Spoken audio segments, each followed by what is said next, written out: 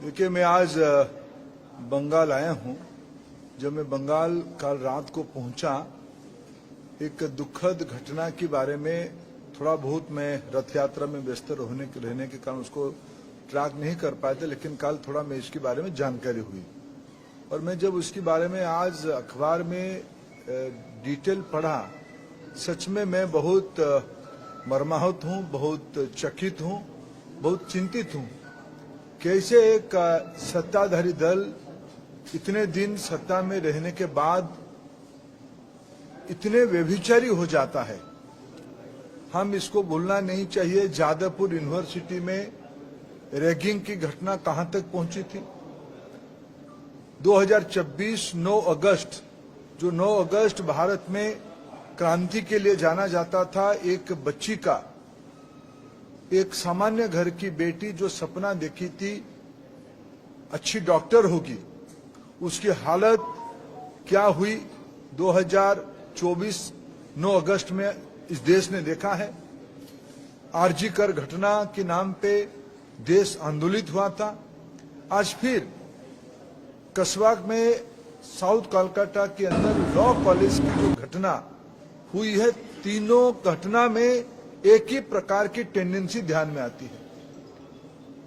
यहां के ruling party की, टीएमसी की लोगों की इन्वॉल्वमेंट। और इस बार की घटना तो पिछले कई सालों में बंगाल में छात्र संसद की चुनाव नहीं हुए हैं, लेकिन टीएमसी ने अपने ही समर्थकों को स्टूडेंट लीडरशिप की नॉमिनेटेड प्लेस में रख के यूनियन ऑफिस उनके हवाले में किया है। उस यूनियन ऑफिस में जो जघन्य कांड हुआ है, ये बहुत ही शर्मनाक, बहुत ही चिंताजनक, बहुत दुखद है। और मैं जब कल आके सुकांत दा को ढूंढा, सुकांत दा अरेस्ट होके थे, हमारी अन्य सभी साथी अरेस्ट होके थे। क्या हो गया बंगाल में?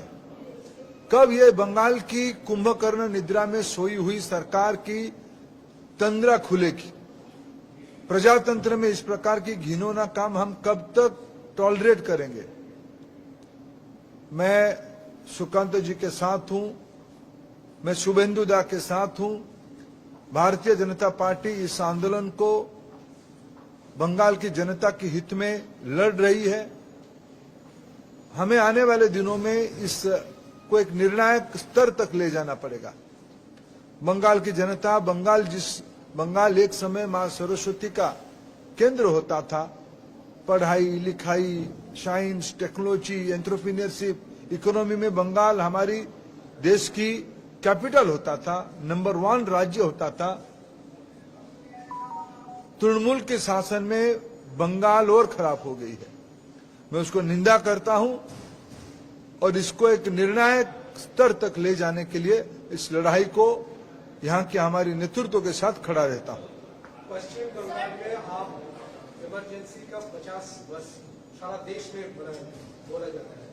पश्चिम बंगाल का कैसा अवस्था है? इमरजेंसी जो घोषित इमरजेंसी, जैसे कल शोएब मजूमदार को गिरफ्तार करके सारा रात पूरा लाल बाजार में रोका गया।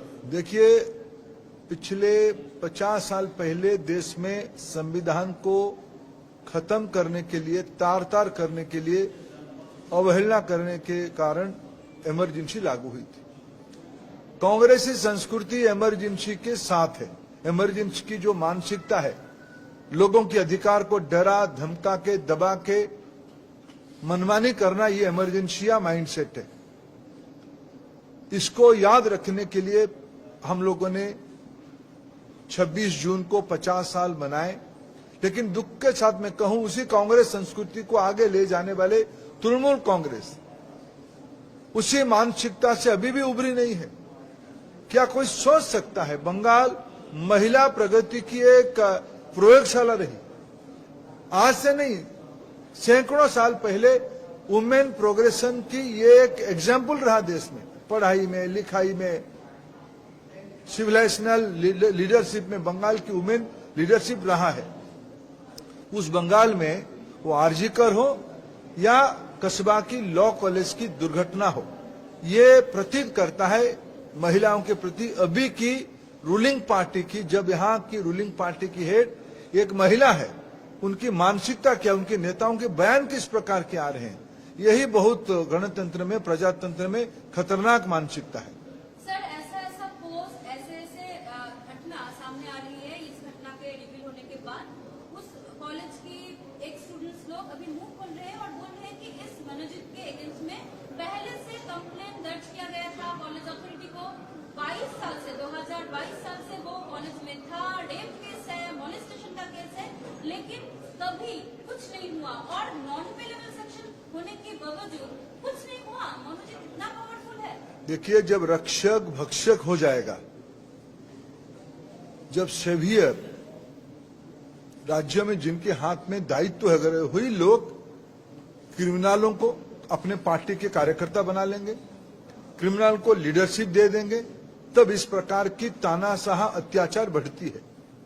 मैं इसको कठोर से कठोर शब्दों में निंदा करता हूं और इसके खिलाफ बंगाल में एक दुर्बार जन आंदोलन दिख रहा है।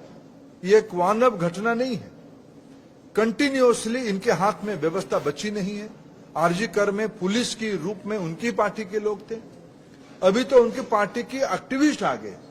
मेरे को सुकांत दा कह रहे थे कुछ दिन पहले उनकी पार्टी के कार्यक्रम में फ्रंट लाइन में वो तथाकथित आरोपी मिसाइल निकाल रहा था। इनको रूलिंग पार्टी को उत्तर देना पड़ेगा, जवाबदेही देना ही पड़ेगा। कॉलेज अथॉरिटी का क्या भूमिका होना ठीक चाहिए? है, कॉलेज अथॉरिटी छोटा चीज होता है। जब मुख्यमंत्री की दफ्तर, रूलिंग पार्टी की मंत्री, रूलिंग पार्टी की पॉलिटिकल लीडरशिप इस प्रकार के कामों को पैटर्नाइज करेगा, कॉलेज अथॉरिटी बेचारा क्या करेगा? उनको तो उत्तर देना ही पड़ेगा। लेकिन मैं बंगाल की स्थिति में उसको और गंभीर षड्यंत्र, गंभीर अत्याचार दिख रहा हूं। हमारे कॉलेज में जनरल बॉडी में सिर्फ पॉलिटिकल पर्सन ही है, क्यों एजुकेशन पर्सन? देखिए हमारे देश में अनेक राज्यों में राजनीतिक लोगों ने, इस बंगाल में भी पॉलिटिकल लीडरशिप ने, after all Madan Mohan Malviya BHU तो बनाए थे, श्यामा प्रसाद मुखर्जी तो कलकत्ता यूनिवर्सिटी की लीडरशिप तो दिए थे, वो तो पॉलिटिकल लोग थे। ऐसा नहीं है, हमारे डॉक्टर सुकांत मजूमदार भी तो प्रोफेसर रहे। बंगाल में अनेक मनीषियों ने शिक्षा से आके पॉलिटिक्स में भी आए हैं, वो अच्छा काम किया है। लेकिन अभी वाला घटना थोड़ा अलग है। ये तो एंटी सोशल क्रिमिनल पॉलिटिकल लोगों की जामा पे, उनकी ताकत के कारण कॉलेज को कब्जा ली है, ये अलग है। इसी को हम निंदा करते हैं। टीएमसीपी का निर्वाचन नहीं हो रहा है, छात्र संसद का निर्वाचन। तो किसी लिए यूनियन ऑफिस खुले थे? कौन बैठता था वहां? किसको नॉमिनेट किया गया था? कौन उसके उत्तर देगा?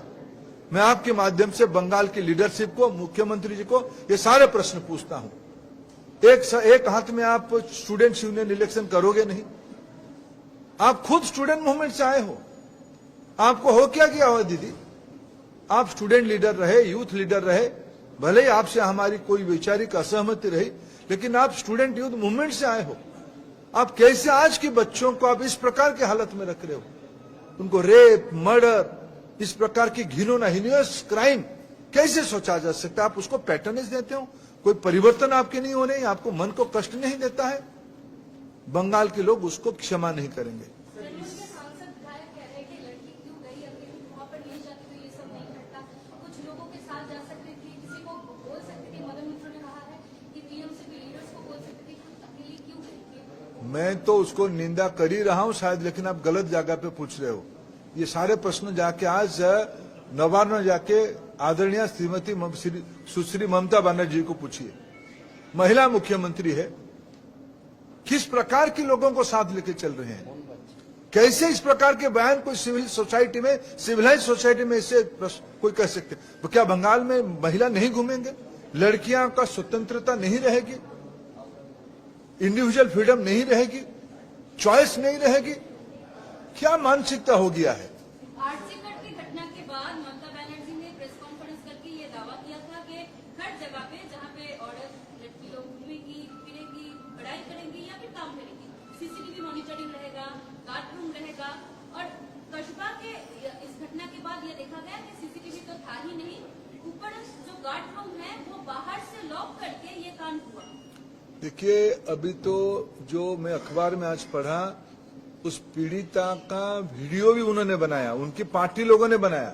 सीसीटीवी की उनकी नया डेफिनेशन हो गया है, वीडियो क्लिपिंग बना के ब्लैकमेलिंग करना। क्या बंगाल की सोसाइटी को ब्लैकमेल करना चाहते हैं?